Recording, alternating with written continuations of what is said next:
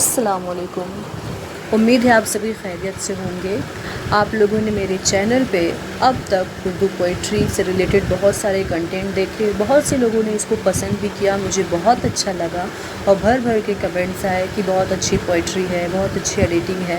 खैर, मैं इन सब को सीख रही हूँ, लेकिन अब मैं एक सिलसिला शुरू करने जा रही हूँ जिसमें हम एक या दो शेर करेंगे, लेकिन उसका पोस्टमार्टम करेंगे। समझे क्या?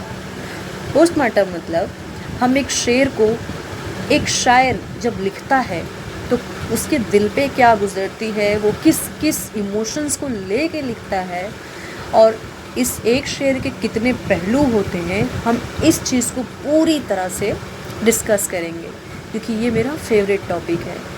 तो आप सब रेडी रहिएगा, मैं जल्दी सेशन लेकर आऊँगी जिसमें हम एक या दो शेर पर इस तरह से बातें करेंगे और कमेंट में आप रिकमेंड करेंगे कि कौन सा शेर अब अगले दिन के लिए हम तैयार करेंगे, उस पर मैं मेहनत करूँगी, आप सब एंजॉय कीजिएगा।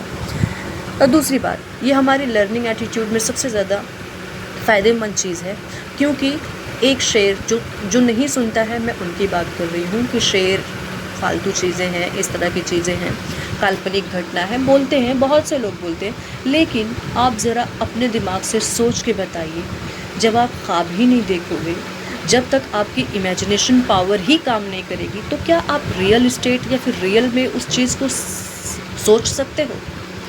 बिल्कुल नहीं सोच पाओगे क्योंकि आपने उस चीज़ को इमेजिन ही नहीं किया है। तो जितनी भी बड़ी चीज़ें या फिर कुछ भी यूनिवर्स में होता रहता है, तो उसको इमेजिन करने वाला काम अदीब करता है, जो अदब कर लिखते हैं, पढ़ते हैं, जो क्रिएटिव होते हैं, उनका दिमाग बहुत खर्च होता है। अब उसको हम एक्सप्लोर करने की कोशिश करेंगे। तो आप मेरे चैनल पे बने रहिए और इसी तरह से डेली हम देखते रहेंगे, सुनते रहेंगे और सीखते रहेंगे। बाय, अस्सलाम वालेकुम।